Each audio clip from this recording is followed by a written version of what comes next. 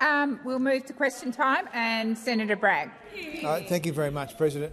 My question is to the Minister representing the Prime Minister, Senator Wong. Senator Bragg, I'm really sorry. Very loud in here, President. Senator Bragg has the right to have his question heard in silence, particularly by those on my right. Senator Bragg, start again, please. Thanks, President. My question is to the Minister representing the Prime Minister, Senator Wong. Page 294 of Treasury Portfolio Budget Statements state that the expected performance results of the Housing Australia Future Fund for 2025-2026 are as follows. Housing Australia Future Fund Affordable, 0 homes built. Housing Australia Future Fund Social, 0 homes built. Housing Australia Fund Facility Affordable, 0 homes built. 0 homes built. Can the Minister confirm that the government's own budget papers show that the HAF has not built a single new home in 25-26? Thank you, Senator Bragg. Minister Wong.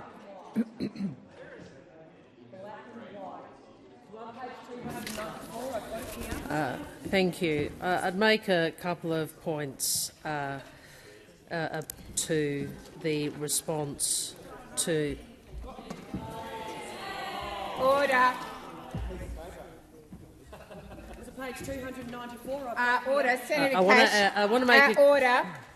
Senator Cash, you will recall I gave Senator Bragg the opportunity to start his question again because there was a lot of disruption, and the same equally now applies to Minister Wong when she answers.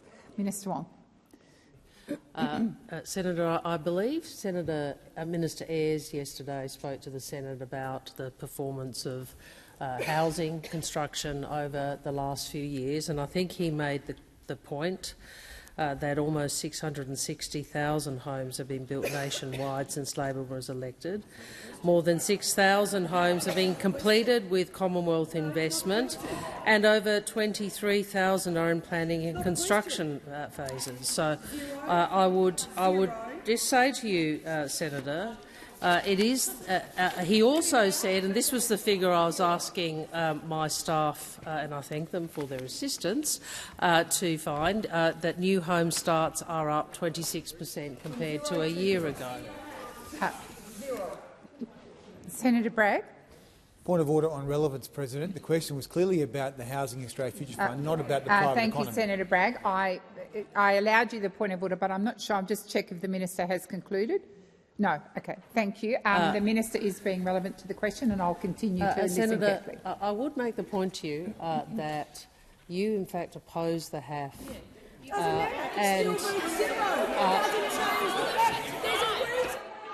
Order. Order. Order. I'll remind the Senate once again the minister is entitled to be heard in silence. Minister Wong. Not only did you oppose it, Senator, but I understand is the reporting that Mr Taylor will commit to abolishing it. Is that right?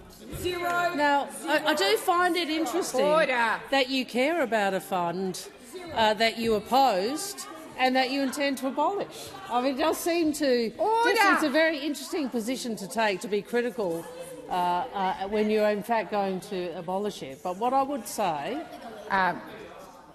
Just a moment. Senator Bragg. I'm sorry, President, but on relevance, point of order on relevance, the question was, has the HAF built any houses in this financial year? And the minister is being relevant, Senator Bragg.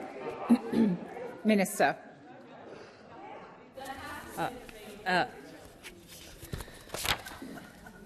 As I said, we have a $47 billion Homes for Australia plan. It includes the HAF. It includes a number of other elements, and what we have seen is an increase. Thank you, Minister. The time for answering has expired. Senator Bragg, first supplementary. Okay, we'll try this one. Given the government's own budget papers confirm 0 new HAF houses delivered in 25-26, can the minister also confirm the target of 30,000 Housing Australia Future Fund new homes is listed "quote-unquote" at risk? Again, in the government's own budget papers. Thank you, Senator Bragg. Minister Wong. Thank you. I think we have been very upfront that we have a very ambitious target of 0. And order. Order. Senator Cash, I remind senators on my left the respect for silence during questions asked equally applies when the minister gets to answer them. Minister Wong, please continue. We on this side do have an ambitious target for more houses. And you know the difference between those of us on this side and those opposite who might sneer and look down their noses is that we actually care about building more social and affordable housing. We actually care about building more houses in Australia. And you, Senator Bragg, are part of a party that does not believe that government has any role whatsoever in ensuring there is adequate housing in this country. Order. Senator Bragg, second supplementary.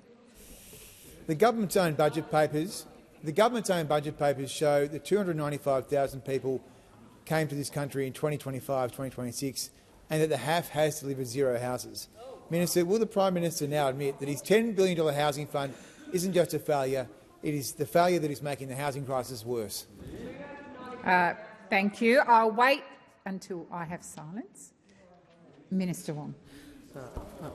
This is a government that is committed to building more houses, and that is why, and we are a government that is committed to investing in ensuring that more Australians have more access to more homes. And this is a government that is bringing forward taxation changes, which are all about bringing more first home buyers, more owner-occupiers into the market, all of which are opposed by you. So if anybody wants to understand what the Liberal Party policy, no matter how much they yell and shout, what the Liberal Party policy is on housing, you know what it is? You're on your own. That's what they're saying to Australians. You're on your own. You know, if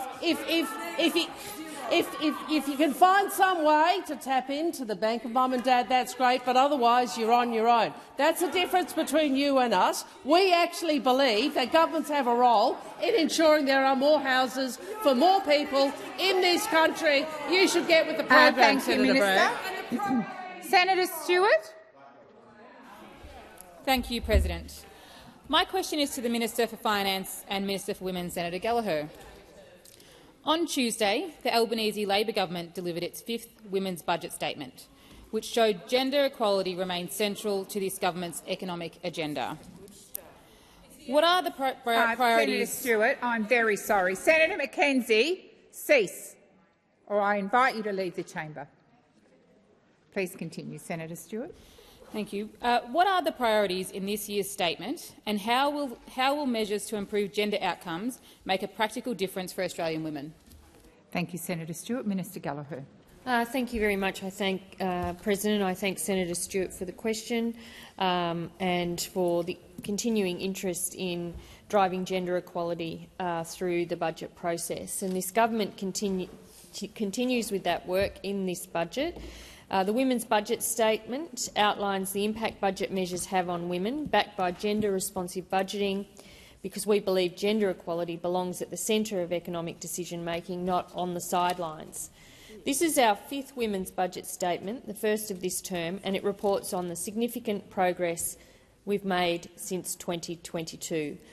In relation to specific measures in the budget, this budget includes $182.6 million for the most significant child support reforms in nearly 20 years, including historic changes to reduce the weaponisation of the system and protect women from financial abuse. It also continues significant investment under the National Plan to End Violence Against Women and Children, including investments for funding Our Ways, Strong Ways, the first ever First Nations safety plan. Investment in the National Safety Plan now sits at over $4.4 billion since 2022. In relation to economic security, a woman on an average of $81,000 could be nearly $3,000 a year better off from 27-28, and that includes with the new Working Australian Tax Offset, which benefits 6.3 million women, and also the instant tax deduction benefit, around 6.2 million women, or 54% of beneficiaries. This budget also includes major investments in aged care, continued investment in Medicare, mental health, reproductive and maternal health, menopause and other services, including the ongoing funding of the Medicare urgent care clinics, which women are using at high rates. Thank you, Minister. Senator Stewart, first supplementary. President, and thank you, Minister, for that response. Since 2022, the Albanese Labor government has invested over $4.4 billion to end violence against women, expanded paid parental leave, delivered cheaper childcare, backed fairer wages in female-dominated sectors and invested in women's health. How does this budget build on those reforms to lock in lasting progress for women and families? Thank you, Senator Stewart. Minister Gallagher. Thank you very much, President. I thank Senator Stewart for the supplementary. Creating greater opportunity for women is at the centre of our economic agenda, and as Senator Stewart outlined, we have delivered sustained reforms and the results are clear. Over 1 million families are benefiting from cheaper childcare. Eligible families with a baby born or adopted from the 1st of July this year will get the full benefit of 6 months paid parental leave, and super will be paid on paid parental leave as well. Since January 23, women have saved more than $647 million on medicines through reduced PBS prices and expanded PBS listings for contraception and menopause treatment.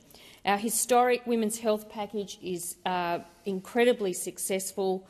We know that 71,000 women have undertaken menopause assessment consultations, and women have saved more than $106 million. I think the figure is from the new listings of contraceptives and menopause Minister. treatments. The time for answering has expired. Senator Stewart, second supplementary.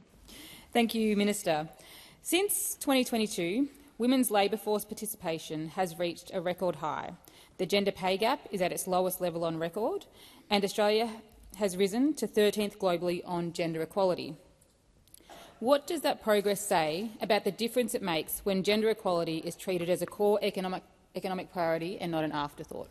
Thank you, Senator Stewart. Minister Gallagher.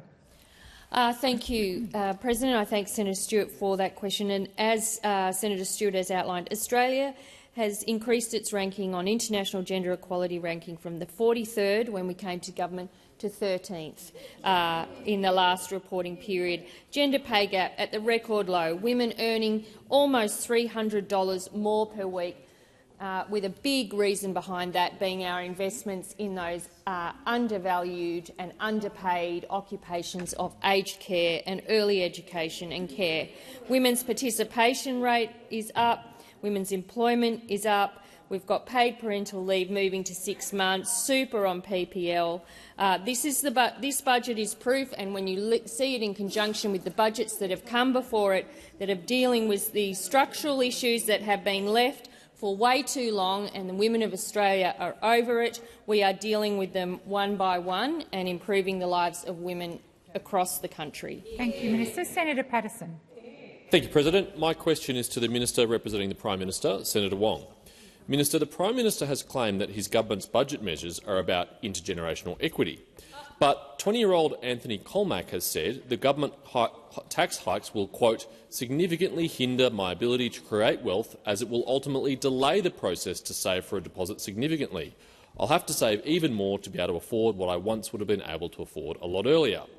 How can the government call these tax hikes intergenerational equity when young Australians like Anthony are being punished the most? Thank you, Senator Patterson. Minister Wong. What I would say to Anthony is... Order! Order! Senator Henderson, which part of order did you fail to understand? Order on my right. Order. The minister had barely got to her feet when the interjection started. Minister, please continue. What I would say to Anthony is what I said yesterday, that... Order! It's pretty bad over there in Australia, isn't it? Oh, dear. It's pretty bad. Order! Order! Senator Watt and Senator Cash. Minister Wong, please continue. What I would say to Anthony is this: for the government is serious about dealing with the the challenge of intergenerational equity. And if you read budget paper number 1, it's very clear that we are risking that great Australian contract, that great Australian undertaking, that we will, as a generation that is in government, we will make sure that those who come after us have a similar capacity to fulfil the aspiration for that great Australian dream. And what I would say to Anthony is that the tax changes that we have put in place will ensure not only additional, along with the other measures in the budget, not only additional housing supply, but also more owner-occupiers coming into the housing market. I would also say to Anthony that negative gearing is still available for new builds. We have not abolished it. What we have done is focused it. We have focused it on ensuring that we have additional supply. I would also note that under this government, unlike what would have happened if Mr Taylor was delivering the budget on Tuesday night, that Anthony will see lower taxes, not higher taxes, as would have been the case under a Taylor government. Senator Patterson. Thank you, President. Order. Thank you, President. Minister, 19-year-old Paulina Demetrio said the changes will mean young people can't benefit as much from the shares that we have, leaving them with fewer options to build wealth to save for a deposit due to the Prime Minister's tax hikes. Why is the government closing the door on wealth-building opportunities available to young Australians that he himself was able to benefit from? Thank you, Senator Patterson. Order. Order. Order.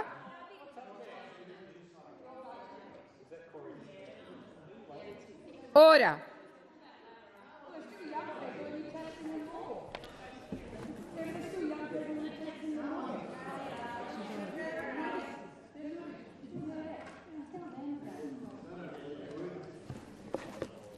The interjections right now, given that I have called order 3 or 4 times, are disrespectful to me and this Senate.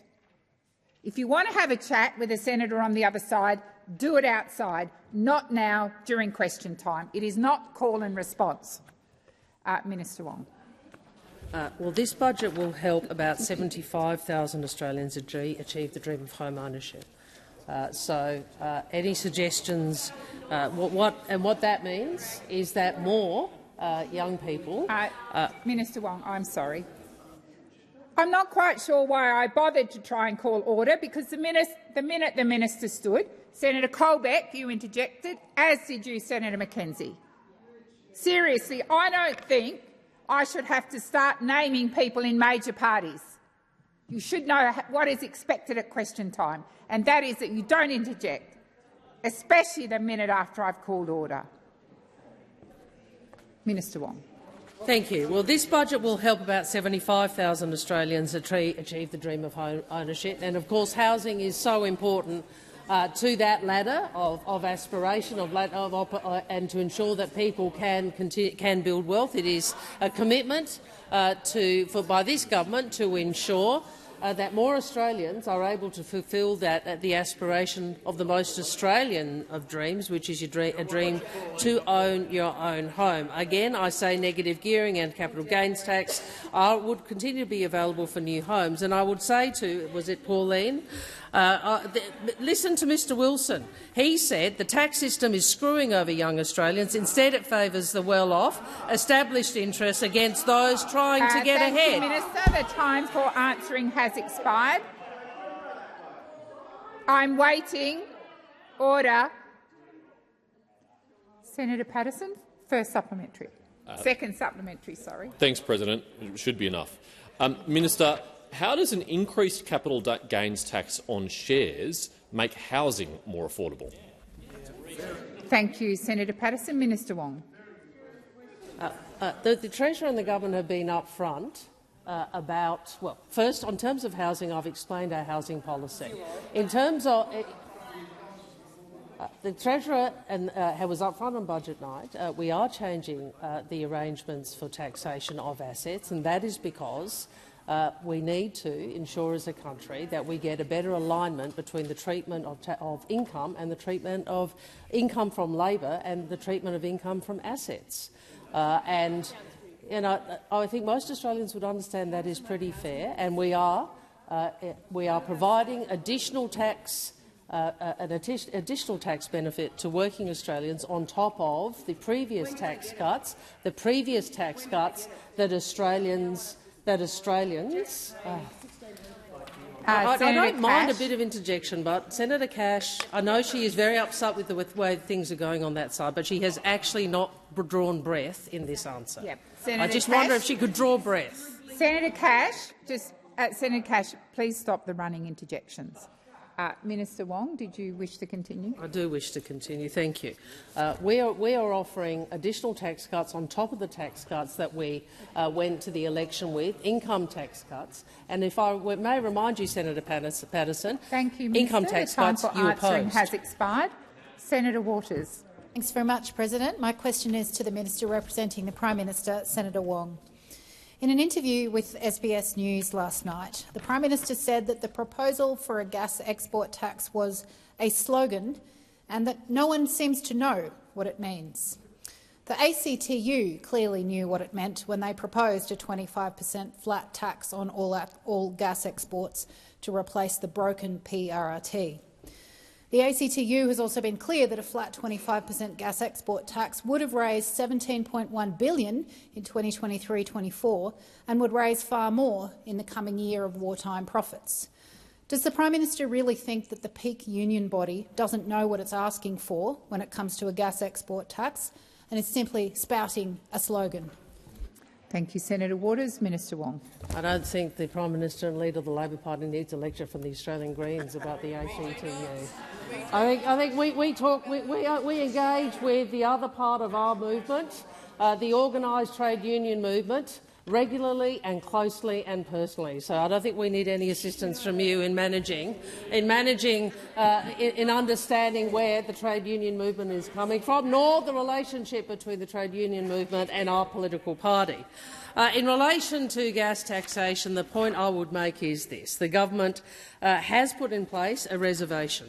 The reservation is superior policy.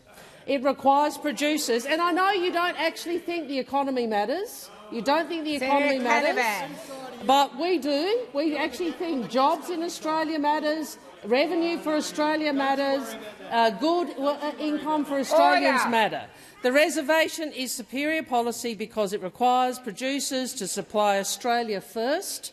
It will deliver lower and more stable prices and shield the Australian economy, and will ensure that important manufacturing jobs in this country can continue to operate, can continue to flourish, given the importance of energy prices to so much of Australian manufacturing. So that is the real world of working people in which we operate, where we understand the importance of ensuring that the facilities that require access to gas, domestic gas, are supplied, and we understand the workers and the families that rely on that policy, and that is what the government has delivered.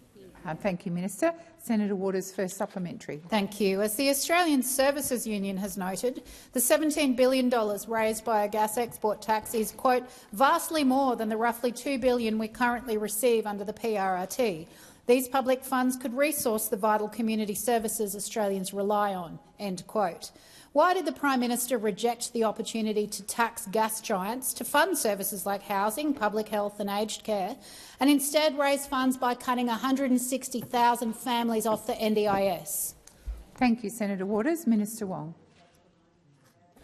We're very familiar with the ASU. In fact, I'm a member of the ASU, and I'm also familiar with the campaign that the ASU ran in relation to social and community workers who have seen Labor governments deliver for working people, again, in terms of better wages and better conditions for those workers particularly, and workers more generally, and the case in terms of gender bias in the industrial sector and the work of women particularly being undervalued, also something that this government has acted on.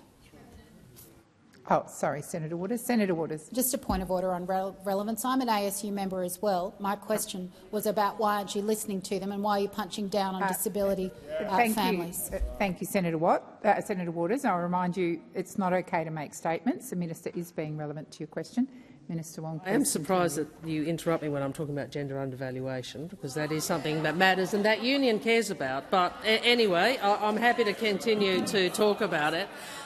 What I would say to you is that the government has been very clear about, in the middle of a fuel crisis and the biggest shock in global energy markets that we have lived through. It is the largest shock in energy in global energy markets that we have lived through. And you might interject thank you, Minister. and dismiss the time for answering has expired. Senator Waters, second supplementary. This budget cuts $4 billion from climate and renewable energy programs, while keeping $47 billion for fossil fuel subsidies, giving millions for new gas fields and to prop up the destructive native forest logging industry. Why is the Prime Minister using the budget to keep the gas and coal industry happy, the loggers happy and Labor's corporate donors happy? Thank you, Senator Waters. Minister Wong. I'm sure that's a supplementary question to this question about gas policy, but I'm going to return to energy policy and say this. This government is working with the community and with the private sector to steer Australia through the worst energy crisis that the globe has seen. And I'd invite you to actually look at the analysis of this. I know this is inconvenient. This is inconvenient. But it is absolutely clear that we are currently living through a shock to energy markets that is the worst the world has seen. And we are making judgments to ensure that Australians get access to the diesel, jet fuel and petrol and fertiliser that our economy needs. And we make no apology for that. And we will continue to do that because that is the right thing to do for the nation and for the community. Thank you, Minister. Senator Walker. Thank you, President. My question is to the Minister for Youth, Senator Walsh. Young people want to feel optimistic about their future. They want a home they can afford and confidence that if they work hard, they can get ahead. Order. And again this week, Senator Walker, I'm sorry. Please resume your seat. Order. Order on my left. Order. Order on my right as well. Order. Senator McKenzie. Senator Walker, if you would start again, please. My question is to the Minister for Youth, Senator Walsh. Young people want to feel optimistic about their future. They want a home they can afford and confidence that if they work hard, they can get ahead. And this week I'm hearing from young Australians who are feeling hope again. Can the Minister update the Senate on how the Albanese Labor government is listening to young people, taking their concerns seriously and building a fairer future for them? Order. Order across the chamber. Order. On my right. Minister Walsh. Well, thank you, Senator Walker, for the question, and how appalling that those opposite try to shout down the youngest senator in this chamber as she asks her question. And unlike those opposite, Senator Walker knows more than anyone in this place the experiences of young Australians. Senator Walsh, please resume. Order. Order. Order.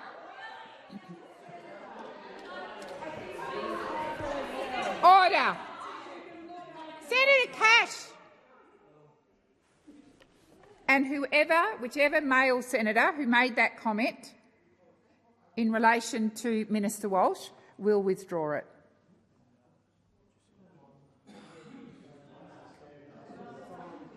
Well, if you don't think that was unparliamentary, then you need to rethink it. You know it is not my practice to repeat offences.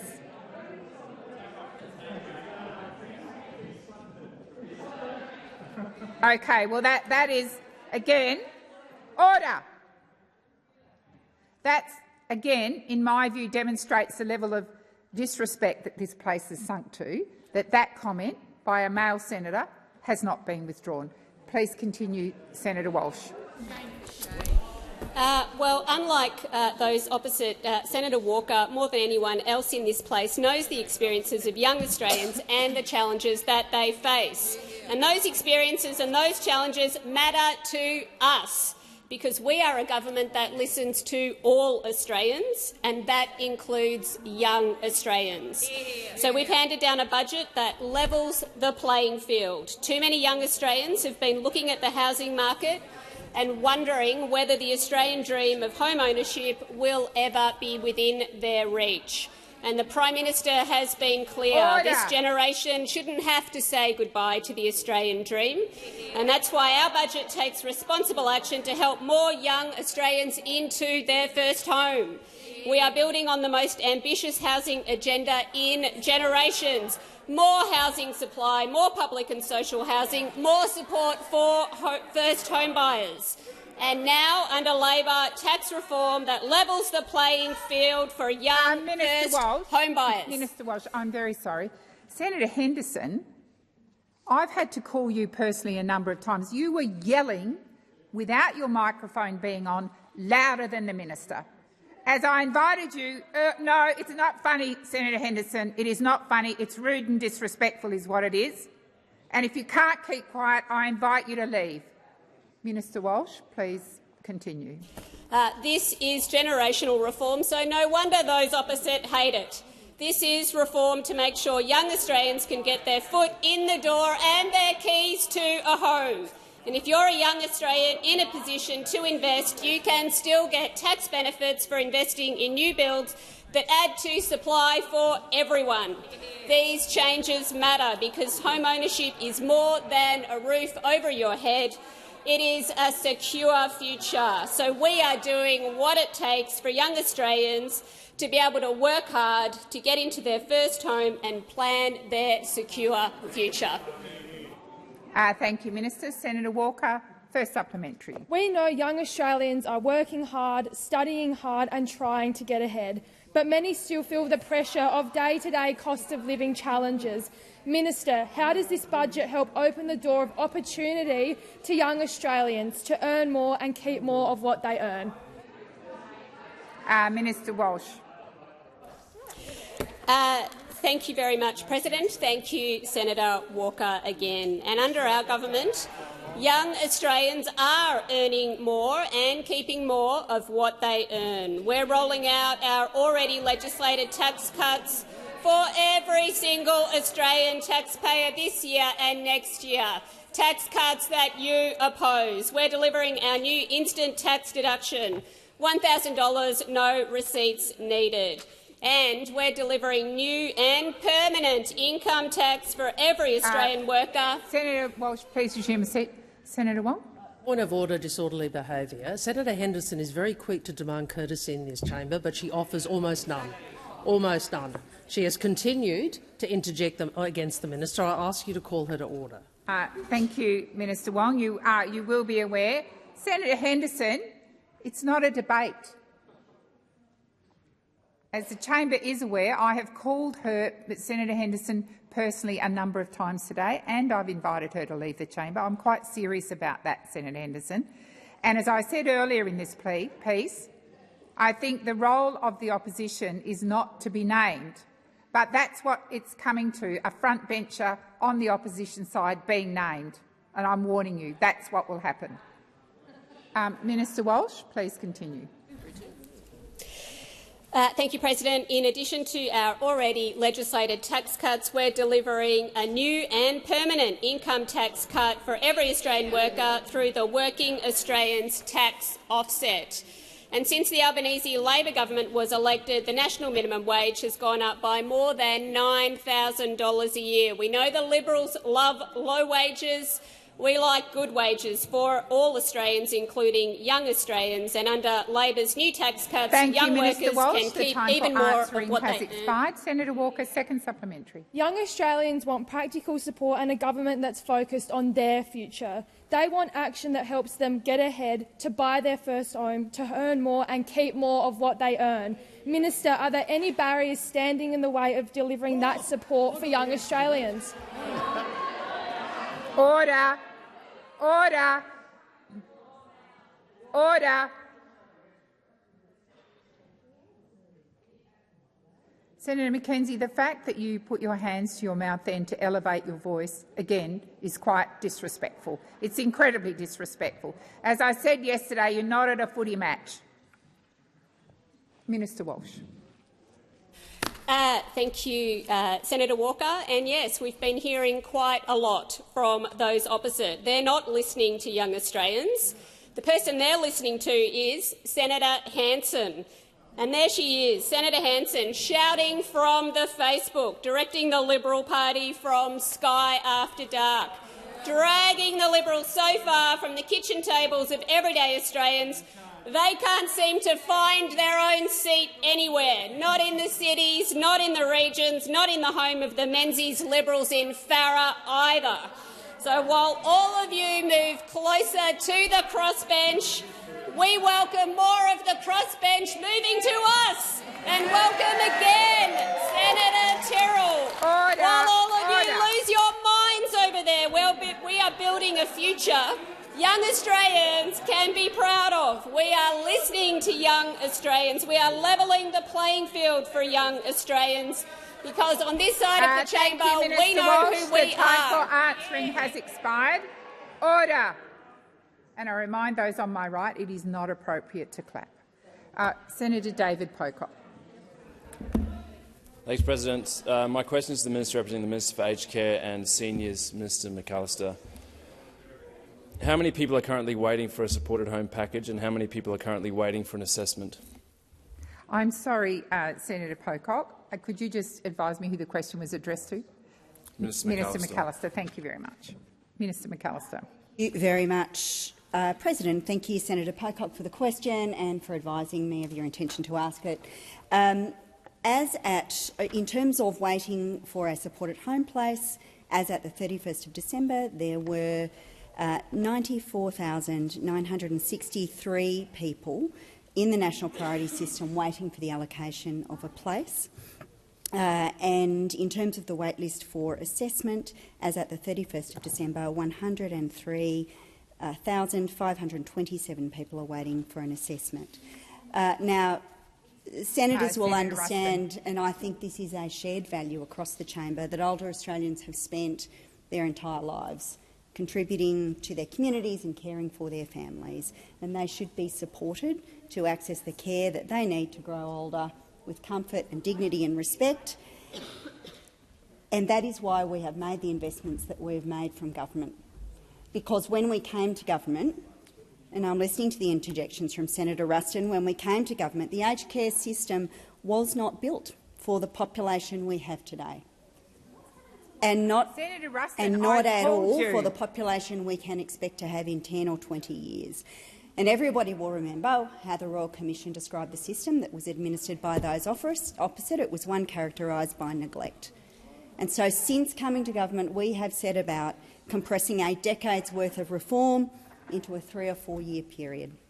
We've invested more in 3 years than those opposite invested in their 10 years in government, and invested over $4.3 billion in the new supported home program. And these are facts that those opposite don't wish to hear, but this is important work that the government takes seriously, because we respect the contribution made by older Australians, and we're determined to provide the services that they require. Thank you, Minister McAllister. Senator Pocock, first supplementary. Thank you, President. Thank you, Minister, for that. I'm a little bit surprised that you've only got figures from December. I would have thought you'd at least have the first quarter's figures. But given that there's more than 200,000 older Australians waiting for care at home, can you advise how many new supported home packages were funded in the budget? Thank you, Senator Pocock. Minister McAllister. Thanks very much. And this Senate has had a number of conversations about whether or not it is appropriate to add those two numbers and whether that makes sense. And you know, Senator Pocock, that that methodology is not one that the government accepts. But nonetheless, your question goes to the budget, Labor will deliver an additional 32,000 support at home places in 2026-27, and as outlined in the budget papers, once we've rolled out these additional places, more than 420,000 older Australians will have access to a support at home place. Now, that is almost 3 times as many older Australians compared to those who had a home care package back in 2020 when those opposite were responsible. Senator Ruston, perhaps you can have your own question. Senator Ruston, I'm addressing you. Perhaps you can have your own question rather than interjecting so rudely from the sidelines. Senator Pocock, second supplementary. Thank you, President. Minister, on Tuesday during budget lockup, the government released 2 weeks late their report into wait times. We now know that there's a triage list, which is a wait list to get onto the wait list, to then get onto the wait list for a support at home package. Given we've got so many Australians waiting, why weren't there more support at home packages funded in the budget? Thank you, Senator Pocock. Minister McAllister. Thanks very much, President. And Senator Pocock, the report that was tabled or published, I should say more correctly, was not late. It was published in line with the government's legal obligations under the Aged Care Act. The government was required to release the report as soon as practical after it was provided by the department, and it did so. Senators, this government and this budget does deliver for older Australians. The Labor government will deliver $3.7 billion to deliver more beds, more packages, better care for older Australians to ensure they get the support they need. And that means 5,000 additional aged care beds each year, principally for those with limited financial means, incentivised through building subsidies, and an increase in restructure of the accommodation supplement. It means faster access to support at home. Thank you, Minister. The time for answering has expired. Senator Canavan. Thank you, Madam President. My question is for the Minister representing the Prime Minister, Senator Wong. Minister, in every budget speech delivered by your government before this week, there was a promise to lower the cost of energy through your net zero agenda. But the government has broken these promises as electricity prices have risen by 40% in recent years. This week's budget contained no such promise to lower the cost of energy. Indeed, energy prices were not mentioned at all. Minister, for years you have told the Australian people that net zero will reduce power prices, but now you're waving the white flag. Why is the government continuing down the net zero path when your government won't even promise that it will lower energy prices? Thank you, Senator Canavan. Minister Wong. Well, I think if you've wanted a demonstration of the fact that in every way that matters the coalition are acting as a coalition with one nation, I think it is listening to what Senator Canavan has to say. And it is impressive the extent to which he parrots and mimics what Senator Hanson has to say. First, in terms of— No, I'm happy to talk about energy. Senator, what— You created one nation, Matt. Order. Reap what you sow. Order. What I would— the number of points I'd make. The first is there was actually quite a lot of discussion about energy in the budget and in the speech, Senator. Senator Canavan. There are 5 packages in the budget, and one of them deals with fuel security. And the context of that the Treasurer spoke about is the largest shock to energy markets that the world has seen. Well, that is energy. Minister Wong, please resume your seat. Senator Canavan. President, on relevance, the question went to energy prices, not fuel security. So I just asked the minister to come back to the question. Thank you, Senator Canavan. And you also referenced speeches and other things that had occurred, so I think the minister is being relevant, and I will continue to listen carefully. Minister Wong. Can I? There are a couple of points. Well, the government is. Well, the minister sat down because there's again interjections. Minister, please continue. Thank you. The first point I'd make is one of the 5 packages in the budget and the context of the budget that the Treasurer spoke at length about was the energy markets, the state of global energy markets and the way that is impacted upon Australia, and that impacts upon Australia in a number of ways, including through price, and in fact higher energy prices as a consequence of these shocks to global markets are ricocheting throughout our economy, and the Treasurer was upfront about that. That is what is driving, in great part, the challenges that, through supply chains of higher costs, is contributing to inflation. Sorry, Minister Wong, the time for answering has expired. Senator Canavan, first supplementary. Yeah, look, thank you, Madam President. Minister, this week's budget reveals that the government is spending another $18 billion of taxpayers' money on its failing net zero agenda. We know that net zero isn't reducing the cost of living for Australians. So, Minister, why did the government choose to spend another $18 billion on a failed energy policy? Thank you, Senator Canavan. Minister Wong. Well, Senator, the failed energy policy was the one you contributed to wrecking, which was in the government of which you were a part for some time a cabinet minister and some time not, where you had 4 gigawatts exit the system, 1 gigawatt come in, and as you know, that creates problems with both price and supply. I mean, the reality is that 24 of the nation's 28 ageing coal-fired power stations announced they were closing while you were on this side of the chamber. And you didn't do anything about working out where else supply would come from.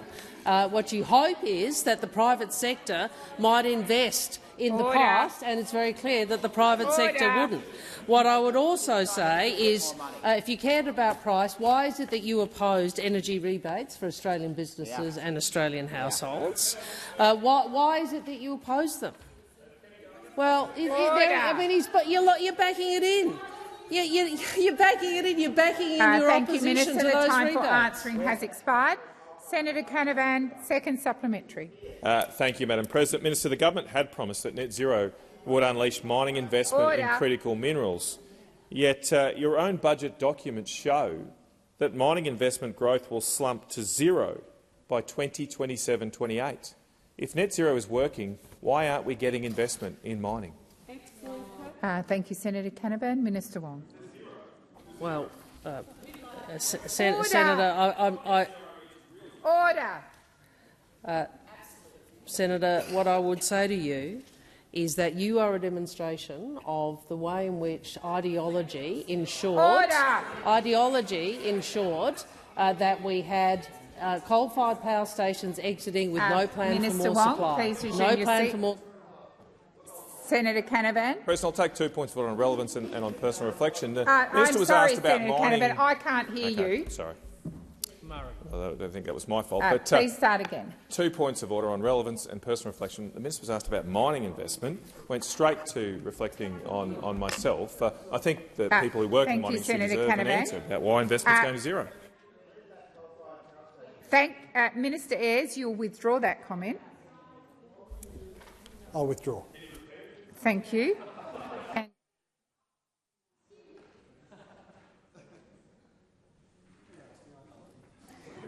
And Senator Canavan, I have checked with the clerk, but it is also my view there was no personal reflection, and the minister is being relevant to your question, and I would invite the minister to continue to be heard in silence. Well, Senator, I wasn't intending it as a personal reflection. It's an observation about the way in which the views of One Nation and parts of the National Party have ensured that we saw power exiting the system with no plan to bring more power into the system.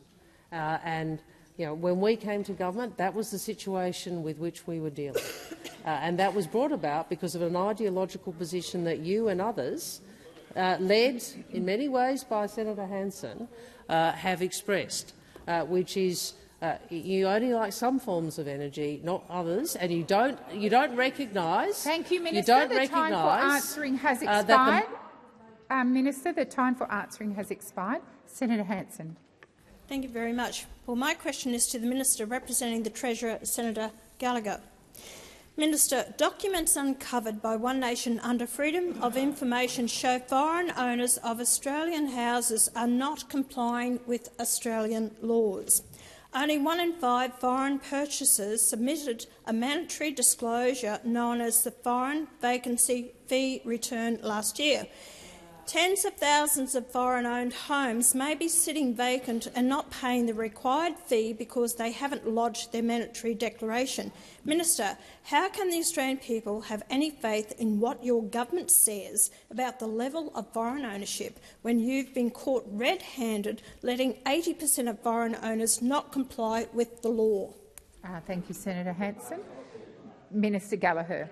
Thank you, and I thank Senator Hanson for the question. And I would say in this budget, the government has extended the ban on foreign purchases of existing homes to 2029. That is included in the budget paper, and that is part of our response to pressures in the housing market and to make sure that Australians aren't competing with foreign buyers for those properties. And it is also interesting to note that foreign buyers peaked under the Liberals in 2017-2018, when almost 8,500 properties were purchased by foreign buyers. This was now down by over 2/3 by the time our foreign buyer ban started in 2025, from 1.8% of buyers to just 0.5% of buyers. And so we have been responding to these. To the issues around making sure that every lever available to us is being used to ensure that housing is affordable and accessible to the Australian community. In relation to the question on compliance, I don't have any further information to provide for that, other than I know from my work at Estimates, when One Nation raises this issue every Estimates hearing, that the Treasury responds about the nature of the compliance work, and I think the ATO as well, on the compliance work that they do to ensure and verify that those arrangements are working properly. Thank you, Minister. Senator Hanson, first supplementary. Thank you. Minister, I would suggest that no one in Australia believes that foreign purchases are less than 2% a year. Surveys of real estate agents put the figure as high as 10%. Why won't your government require all real estate sales to be accompanied by proof of citizenship or permanent residency to ensure no foreign purchases are slipping through undetected? Thank you, Senator Hanson. Minister Gallagher.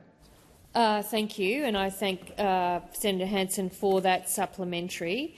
Well, the advice to me and the information to me, and that is information that's provided by the officials that monitor this, is that the foreign buyers' purchases of housing in this country is just 0.5% of buyers. It hasn't always been the case, but that is the information that I have been provided with.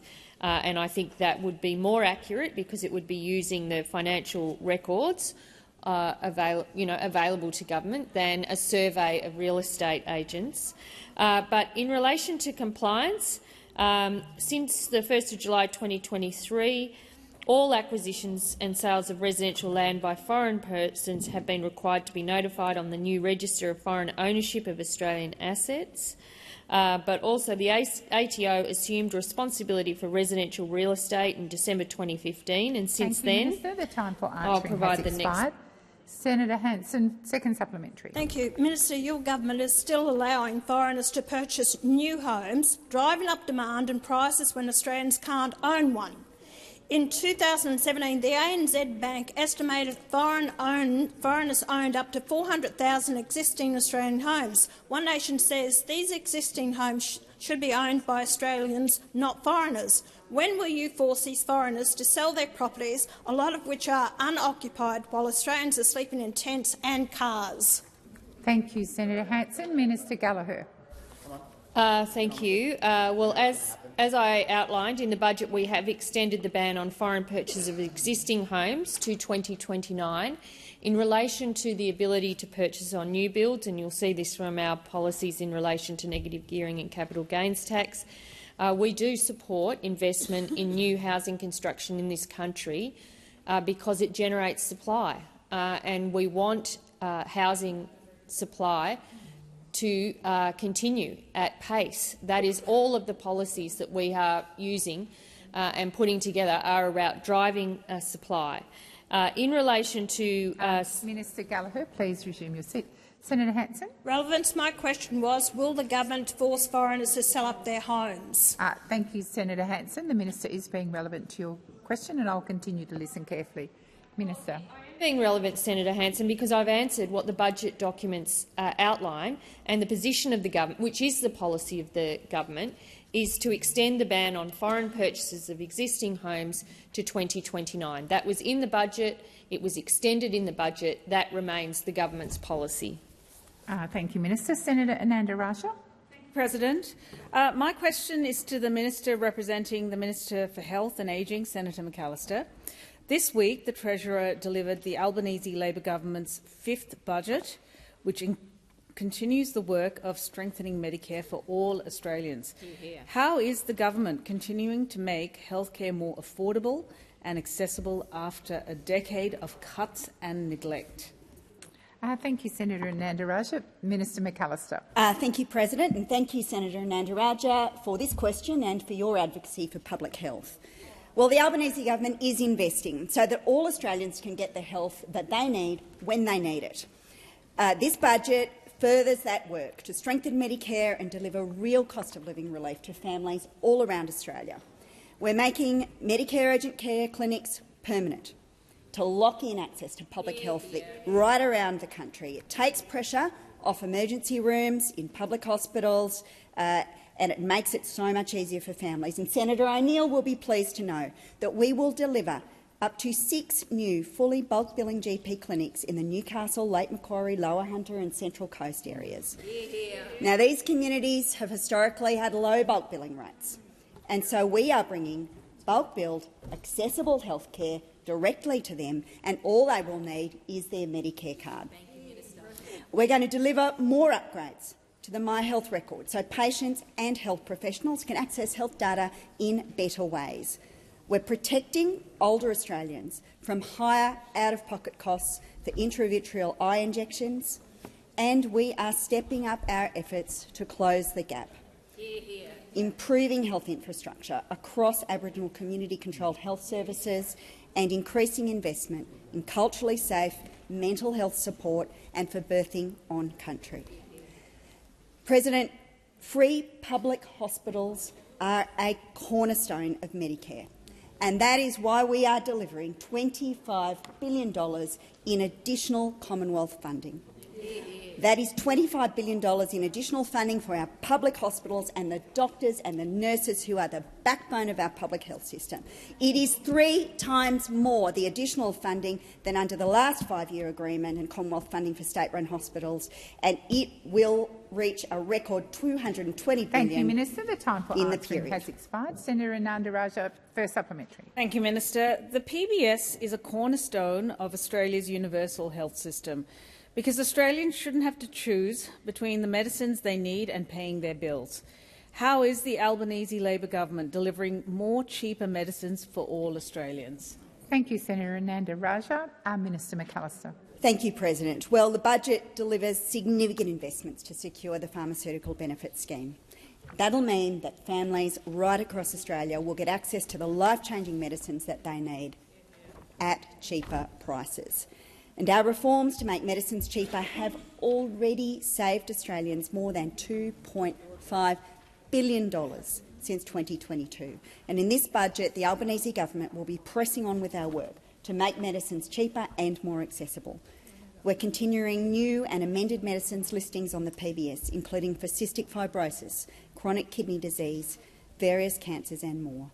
We're ensuring free access to the respiratory syncytial virus vaccine for older Australians through the National Immunisation Program, and we're delivering measures to increase childhood vaccination rates through an enhanced immunisation campaign, SMS reminders and growing the National Immunisation Program vaccination in pharmacy. Thank you, Minister. Senator Ananda Rajah, second supplementary. Thank you, Minister. When it comes to getting quality health care, all you should need is your Medicare card, not your credit card.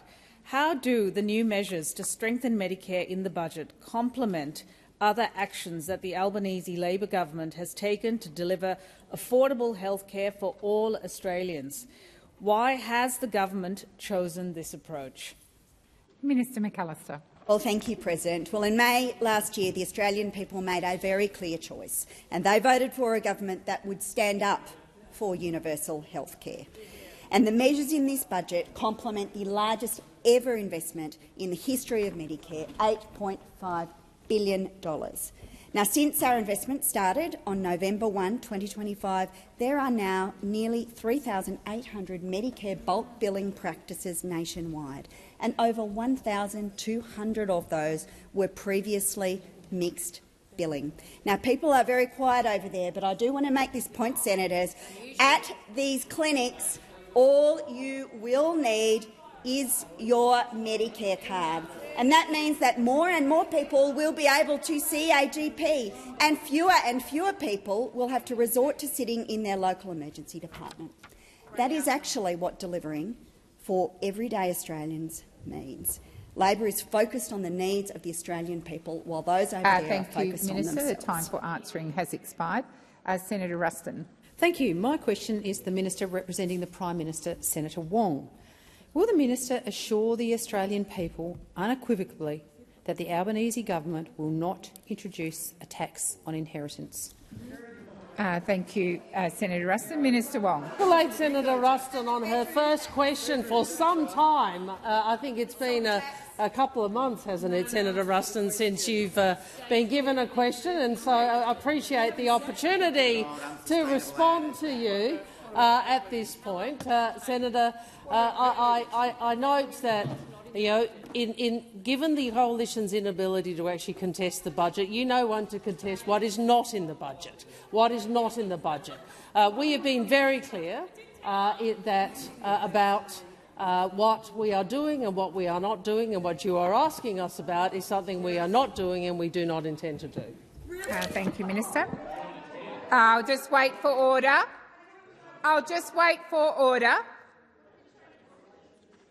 Senator Hume. Senator Ruston, first supplementary. Thank you, President. Will the Minister assure the Australian people unequivocally that the Albanese government will not oppose any new taxes on the family home? Thank you, Senator Ruston. Minister Wong. Well, I refer to my first answer. I mean, they're so worried about the budget that we've handed down because it is such a good budget for this country that they are now resorting on the second day after the budget has been handed down to asking a range of questions which they know are not things that this government is doing and not things that this government will do. Now, I'm asked about the family home, and what I would say to Senator Ruston is this. I think Australians know which is the party that looks to the welfare and benefit of the Australian workers and their families, which is the party that makes sure that Australian families get Medicare, get decent education, get access to the services they need, and have access to decent wages, and that is the Australian Labor Party, which is why we are where we are and why you are in coalition with One Nation. Thank you, Minister. Senator Ruston, second supplementary. Thank you. Minister, the Prime Minister ruled out changes to negative gearing and capital gains tax more than 50 times before the election. As recently as August last year, he looked Australians in the eye and reaffirmed that there would be no changes. Then the budget night came and he betrayed the Australian people. Minister, why should the Australian people believe a single word that your government says because of the evidence of this budget? Thank you, Senator Ruston. Minister Wong. So this government always looks to do what is right for the Australian people. That is what we do. And what I really enjoy is the party that pretended to be the party of lower taxes and lower debt and lower deficit. Well, that Senator Hume, now the deputy leader, led them to an election with the man who is now the leader of the opposition, guaranteeing more debt, larger deficits and higher taxes. So now they want to believe that they've actually returned to a lower taxing ideology after the fact they went to the last election saying they actually wanted higher taxes and more debt. Quite remarkable. So what I would say to those opposite, maybe work out what you stand for and who you are before you start lecturing others about anything to do with policy or politics. Thank you, Minister. Order. Senator Sheldon. My question is to the Minister representing the Minister for Industrial Relations, Senator Watt. Tuesday night's budget was the most responsible but also the most ambitious handed down in decades. It continued the Albanese Labor government's focus on driving wages growth and providing tax cuts for all Australians. Can the Minister outline how the budget will deliver better outcomes for workers? Thank you, Senator Sheldon. Minister Watt. Thanks, President, and thanks, Senator Sheldon. I would love nothing more than to outline how this year's federal budget will deliver better outcomes for Australian workers. And that's because our government's #1 focus is supporting Australian working families who are struggling with cost of living pressures.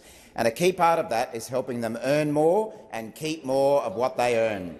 And this budget will put more money into the pockets of 13.3 million workers with a new $250 Working Australians tax offset. This offset is targeted to workers and represents the most meaningful permanent increase to the effective tax-free threshold since Labor last increased it more than a decade ago. Altogether, our 5 different tax cuts will benefit the average Australian worker by up to $2,816 in 2028, evening out taxation for those who earn income from work and those who earn it from owning assets. And to help workers earn more, we've announced that we will again advocate to the Fair Work Commission for an economically sustainable real wage increase for our lowest paid workers on minimum award wages. This will help almost 2.7 million workers across the country, including cleaners, retail workers, security guards and hospitality workers, many of whom rely on minimum award wages. These workers are more likely to be women, they're more likely to be employed on a casual basis or working part-time and younger. And I know Senator Hume doesn't support working people on minimum wages. Our government's submission to the Fair Work Commission advocating for a real wage increase is about supporting working people in Australia. This Labor government has advocated for a wage increase for minimum award wage earners each and every year that we've been in government. Since coming into government, the minimum wage has increased by more than $9,000 per year. And of course, we've legislated to protect penalty and overtime rates for these same workers because it's an important part of their pay packet. Something was opposed by the Liberal National One Nation Coalition. The time for answering has expired. Senator Sheldon, first up. Since 2022, the Albanese Labor government has had a very clear focus on improving the wages and conditions for millions of working Australians. Yesterday, new data was released by the ABS which showed that under Labor, wages continue to grow above 3%. Minister, how have wages improved under this government, and what is the government doing to continue this into the future? Order, order, order. Minister Watt. Thanks, President. Well, we know that for 10 years we had a Liberal National Party coalition government for whom low wages was a deliberate design feature of their economic policy. But things have changed under Labor. New data released by the ABS today shows that annual nominal wages continue to grow above 3% under Labor. Annual wages are growing by at least 3% in 14 of 18 industries. Now, our predecessors never achieved this, and at best they could only achieve 3% wage rises in 6 industries for one lonely quarter. Minister Watt, can we just stop the running commentary, particularly from you, Senator Hume? I've called you a number of times, and from you, Senator Sharma. That is extremely disrespectful. Minister Watt, please continue. Thank you, President. But Where does the incredible shrinking coalition stand now on these matters? While we know that Senator Bragg likes to reheat an old losing policy or two, old fight back Bragg over there, this week I informed the Senator of his desire to bring back the Liberals' losing fight back policy. Well, today it seems that he's keen to bring back John Howard's losing work choices policy. This morning on ABC Radio National, Senator Bragg doubled down by saying, I think we need to be looking again at the IR system. More lower wages, more cut conditions. Minister, the time for answering has expired, and I will ask you to withdraw those comments about Senator Bragg. I withdraw. Thank you. Senator Sheldon, second supplementary. A main theme of this year's budget is dealing with intergenerational equity by improving access to housing and increasing wages. Minister, how's the Albanese Labor government helping younger workers to earn more, and why is it important that this parliament comes together to support these measures? Minister Watt. Thanks, Senator Sheldon. Well, the Independent Fair Work Commission has ruled that young adult workers should earn adult wages, and that happened under a Labor government. This government welcomes the decision to abolish junior rates of pay for 18 to 20-year-old workers in some sectors, meaning tens of thousands of young adult workers will earn more at this important time of their lives. And while we're getting on with the job of supporting younger Australians, what do we see from the endangered species of the opposition? Well, their week started with that catastrophic result in the Farrer by-election, recording historically low votes for the Liberal and National Party in coalition heartland. Then they spent the rest of the week flip-flopping about whether they would enter coalition with One Nation. Senator Mackenzie was first out of the block saying she was for it. The Shadow Foreign Minister was against it. The Shadow Treasurer was for it, and then he was against it. And then we saw Senator Hume on that train wreck interview this week, where this moderate Liberal 8 times would not rule out going into coalition with One Nation. The truth is they're already in coalition, cutting wages, cutting housing, and cutting cost of living relief. Thank you, Minister. Thank you, Minister Wong. I ask that further questions be placed on notice. Thank you. Yes, Senator. Sorry, I've just got the minister on her feet, and then I'll come to you, Senator Steele-John. I have some further information for Senator Bragg in relation to the question asked in question time. The table Senator Bragg referred to was for 25-26, which was— May I finish? Is that possible? I'm trying to do the right thing.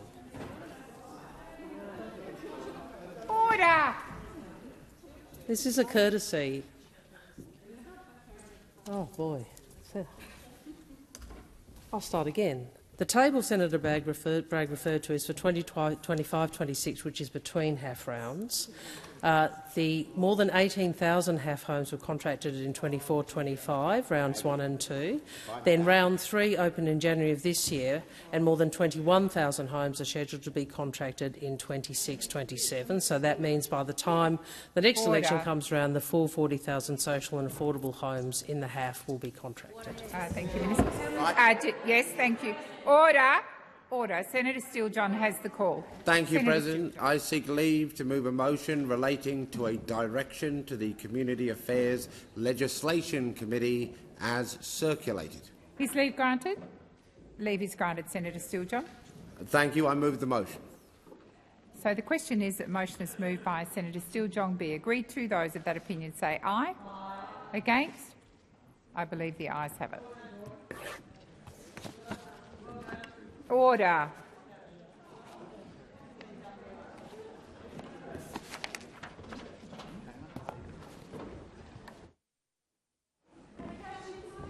Thanks.